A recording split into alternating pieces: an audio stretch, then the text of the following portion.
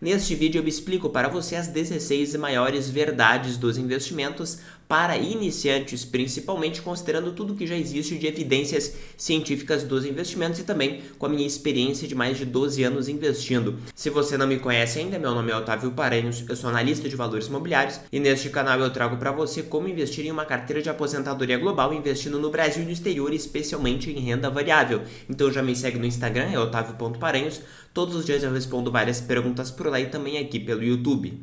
Mas antes um aviso, agora estão abertas as vagas do curso Investimentos Globais, que é o curso pioneiro no Brasil sobre investimentos passivos globais diversificados para você ter renda em moeda forte. Então, se você quer entender melhor, basta você clicar aqui embaixo para entender muito melhor e vir fazer parte do nosso curso e da nossa comunidade. A primeira grande verdade é que o mercado ele precifica o futuro. Isso significa que qualquer informação que você julgue que você tenha já está refletida nos preços. O que isso daí significa? Significa que o preço já está mais alto, se for uma informação que vai aumentar os lucros futuros das empresas, ou também os preços estarão mais baixos se é uma informação que vai reduzir os lucros futuros das empresas. Isso significa que você fazer timing de mercado, ou seja, esperar para comprar quando está mais baixo o preço dos ativos ou quando eventualmente evitar quando os preços estiverem mais altos, é absolutamente inútil, porque na prática, se você esperar e comprar um preço mais baixo, na prática significa que você estará comprando um ativo que se sabe já que terá um fluxo de caixa menor e, portanto, terá um retorno menor ou pelo menos um risco maior, tá? Ou seja, você fazer timing não compensa. Tem vários estudos que demonstram que se você investir imediatamente e, de fato, ficar com os ativos investidos, ao invés de você tentar aguardar o momento de entrada, você terá, em média, bem mais dinheiro, além de ter uma vida muito mais tranquila como investidor. A segunda grande verdade é que, em geral, quanto maior o retorno, maior o risco que você está correndo. Isso significa que não existem oportunidades. O que é uma oportunidade? É um bom retorno para um risco mais baixo. De maneira geral, isto não existe, ou pelo menos não existe uma forma de você aproveitar oportunidades com consistência. É possível haver, sim, um ativo que ele tenha um retorno maior com um risco mais baixo? Sim, mas não é possível você encontrar esse tipo de ativo com consistência no mercado, tá? Na prática, você deve investir como se não houvesse oportunidades, como se qualquer ativo supostamente mais rentável fosse igualmente mais arriscado, né? Isso as pessoas têm muita dificuldade de compreender. Então, sempre que você observar ou uma ação que paga um dividendo muito elevado e teoricamente é muito rentável, claramente existem riscos que você não está vendo, mas eles existem e são precificados pelo mercado. A terceira grande verdade é que a maioria absoluta dos investidores e dos fundos de investimento profissionais perdem para a sua respectiva média, tanto porque concentram demais, tentam ganhar do mercado e acabam investindo mais em empresas ruins ou em títulos de renda fixa ruins que vão performar mal, simplesmente porque a maior parte das ações performa muito mal, né? Poucas performam muito bem, todo mundo quer encontrar estas poucas que performam bem, os investidores e os fundos acabam concentrando e acabam perdendo para a média, fora a questão dos custos, né? Que obviamente incidem sobre os investimentos, sobre os fundos e acabam piorando muito a performance. Isso significa que se você comprar todas as ações, comprar a média de mercado, você estará performando melhor do que a maior parte dos investidores e a maior parte dos fundos de investimento. A quarta grande verdade é que desta vez, entre aspas, não é diferente, ou seja, o momento em que nós estamos vivendo não é diferente daquilo que já aconteceu no passado em termos de formação de bolhas, em termos de ganância dos investidores, em termos de medo dos investidores. Sempre existem bolhas que depois se sucedem por períodos de fundos, né, enfim, crises de mercado que são sucedidas novamente por recuperações. Isto sempre aconteceu, isto sempre vai ocorrer porque o comportamento humano ele não muda, né? As pessoas adoram imaginar que uma determinada tecnologia vai mudar a realidade e os retornos de mercado passarão somente a ser positivos, quando na realidade isso não acontece, tá? Não tem nenhuma evidência de que uma tecnologia possa ter mudado essa natureza de ciclos do mercado. Várias tecnologias mudaram a vida das pessoas, internet, transportes, etc. Mas isto não alterou de forma nenhuma o comportamento extremamente cíclico dos mercados de exagerar boas informações e depois exagerar gerar também informações negativas. Então sempre você terá a expectativa de ciclos do mercado. A quinta grande verdade é que incentivos importam. O que isso daí significa? Significa que assessorias que são comissionados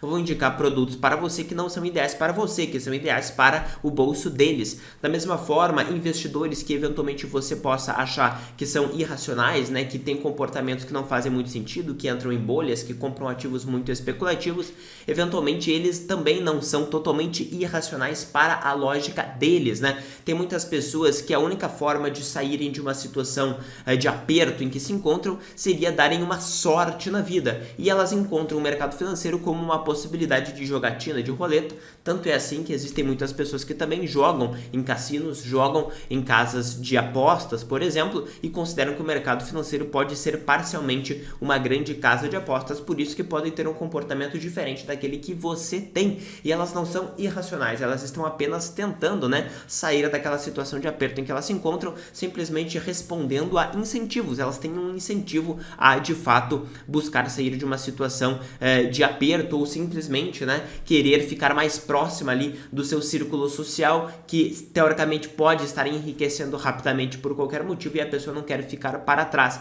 É um incentivo que é dado a ela, um incentivo social, para que ela busque uma alternativa que não é a mais racional propriamente dita. A sexta verdade é que crescimento econômico não tem uma relação direta com bom desempenho de ações. Tem vários estudos que mostram isso, mas na realidade é o contrário, né? Quanto mais cresce um país em termos econômicos, você pode esperar que as suas ações performem pior. Isso é um pouco contraintuitivo, mas na realidade é uma questão de expectativas, conforme a gente já falou, né? Quando tem um país que cresce muito, as suas ações geralmente são mais caras, e ações mais caras geralmente significam retornos futuros inferiores, né? Porque você vai ter um fluxo de caixa maior, o preço vai muito lá para cima, de maneira exagerada, e consequentemente você tem uma performance ruim, tá? A gente encontra países que não cresceram mais necessariamente do que outros e que acabaram entregando excelentes performances para os seus investidores, como Dinamarca, como Suécia, por exemplo, certo? E outros países que performaram muito bem em termos econômicos, como a China, por exemplo,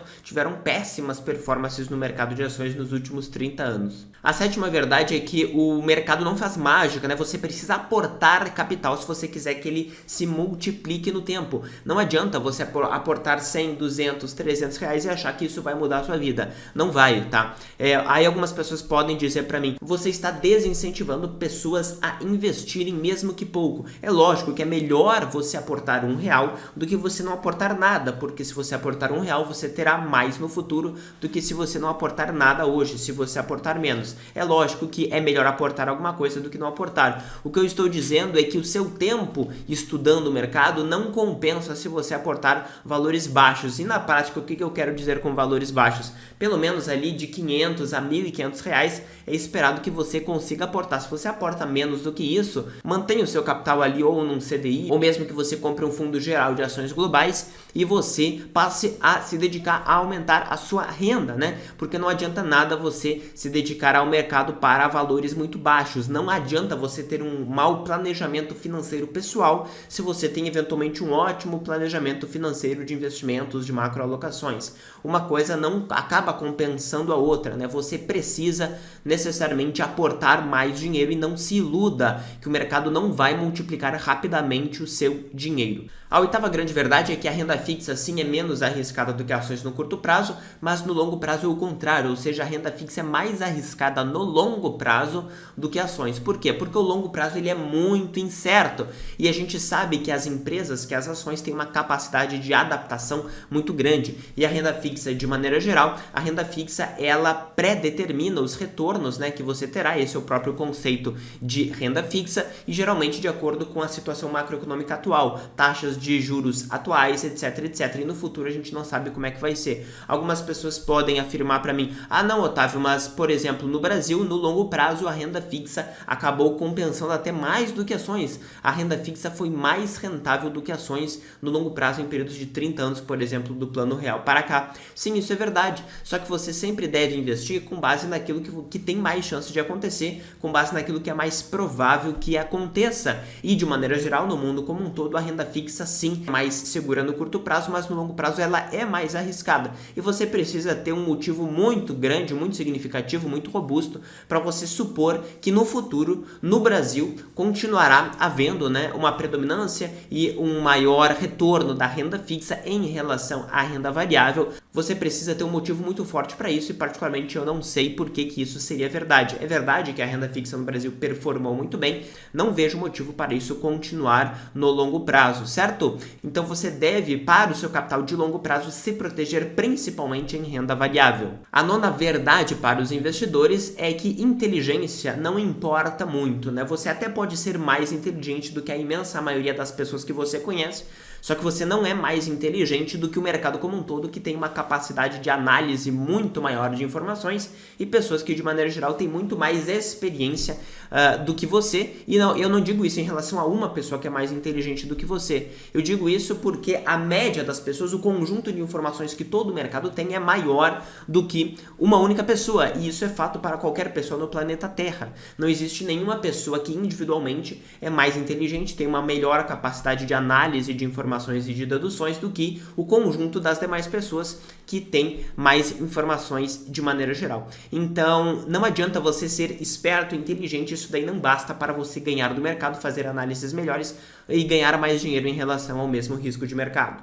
A décima verdade é que taxas e impostos importam muito e é isso de fato que você controla. Quando você investe, você sabe exatamente qual é o tipo de tributação que você vai pagar e você sabe exatamente quais as taxas você vai pagar. Você não controla o retorno de mercado, quanto que as ações vão subir, quanto que as ações vão cair, que a renda fixa vai subir ou vai cair, mas você sabe exatamente essa parte tributária e de impostos. E a gente sabe que se você tiver taxas altas de 2, 3% ao ano por períodos longos de 20, 30 anos, você pode perder um percentual enorme do seu patrimônio, até metade do seu patrimônio pode ficar na mão de algum gestor de fundo se você pagar muito caro por este fundo de investimento. A parte tributária também, existem em todos os países alguns tipos de investimentos que dão vantagens tributárias e você deve considerar esse tipo de aspecto nos seus investimentos. A 11ª verdade é que produtos complexos e também patrimônios altos não fazem diferença e não lhe beneficiam. Isso significa que se você hoje tiver 20 milhões de reais, 40 milhões de reais, você não tem produtos financeiros muito melhores, você não tem acesso a investimentos muito melhores do que você teria se você tivesse 10, 20, 50 mil reais. Hoje em dia já está praticamente pacificado, né, que é muito eficiente você investir por fundos amplos, passivos, globais, das várias classes de ativos. Isso tudo já está disponível para você a partir de 100 reais, 100 dólares e você não tem vantagens significativas a mais por você ter patrimônios milionários. Geralmente, né, para quem tem patrimônios milionários, são direcionados para assessorias de investimentos com taxas mais altas, com fundos mais caros, fundos mais complexos que enganam o investidor de maneira geral. Então, na prática, né, o que a gente observa muito é justamente essa questão de investidores serem passados para trás quando eles têm muito patrimônio justamente. Então, não caia nessa, o fato de você já ter ali 5, 10 mil reais, você já tem acesso hoje aos melhores produtos de investimento no mundo hoje. A 12ª verdade é que não há um investimento ideal. As pessoas adoram me perguntar no Instagram, no YouTube, por toda parte: Otávio, qual é a melhor carteira? Qual é o melhor investimento? Quando na prática não existe carteira ideal. Por quê? Porque cada investidor tem um objetivo diferente e se houvesse uma única carteira ideal melhor para todos, todos investiriam nela, ela ficaria cara e ela deixaria de ser a melhor carteira no futuro porque ela teria uma expectativa de retorno menor por estar muito cara, né? E também quando a gente para pensar, o mercado ele tem investidores que têm objetivos diferentes, né? Uma pessoa, por exemplo, pode ser um investidor e pode estar se aposentando e outra pode estar entrando no mercado, consequentemente aportando mais capital, e esta pessoa que está querendo sair, ela pode vender um ativo para aquela que está entrando. E não é que uma tem razão e a outra não tem razão, ou uma não analisou bem o investimento e a outra analisou. É porque uma quer se desfazer daquele ativo, não faz mais sentido para a sua carteira, e a outra quer comprar aquele ativo porque faz sentido para a sua carteira. Então, investidores que têm prazos de investimento diferentes, que têm aptidões a risco diferentes, naturalmente trocam de ativos, portanto é natural que não exista uma carteira ideal para todos esses investidores. A 13ª verdade é que a melhor carteira para você é aquela que você se sente confortável para ficar com ela, porque não adianta nada você encontrar uma carteira ideal para você e semana que vem, daqui a 6 meses, daqui a 1 ano, 2 anos, você encontrar um novo investimento maravilhoso e você mudar a estratégia. Isso é a pior coisa que você pode fazer para a sua carteira, então permaneça na estratégia que você quer permanecer. É por isso que ETFs passivos geralmente fazem muito sentido, porque eles facilitam muito essa convicção que a pessoa tem de que o mercado sempre vai se recuperar, de que você não perderá o seu capital e que, portanto, você pode permanecer naquela estratégia. Então, é muito importante que você entenda os investimentos para que você não fique sempre mudando a sua estratégia. A 14ª verdade é que a diversificação é de fato o único almoço grátis que existe nos investimentos, é a única forma que você tem de reduzir o risco e você não reduzir o retorno. Qualquer outra coisa que você faz, se você quiser reduzir o risco, você vai reduzir também o retorno, e se você quiser aumentar o retorno, você vai aumentar o risco. Quando você diversifica muito os investimentos, não significa que você está reduzindo a possibilidade de ganhar dinheiro, pelo contrário, você mantém o retorno esperado médio da sua carteira e você reduz sim o risco da sua carteira através da ampla diversificação. Por isso que essa ideia de pulverizar, né, que é considerada uma crítica para carteiras muito amplas no mercado, você está pulverizando a sua carteira, isso não faz sentido algum, porque é bom sim pulverizar, é bom sim investir em muitos ativos, porque você reduz o risco específico e você não reduz o retorno que você tem esperado. A 15ª verdade é que os seus investimentos devem ser avaliados com base no processo deles e não com base nos resultados, né? Eu vejo muitos investidores que investiram em ativos específicos, em ações específicas, em criptomoedas específicas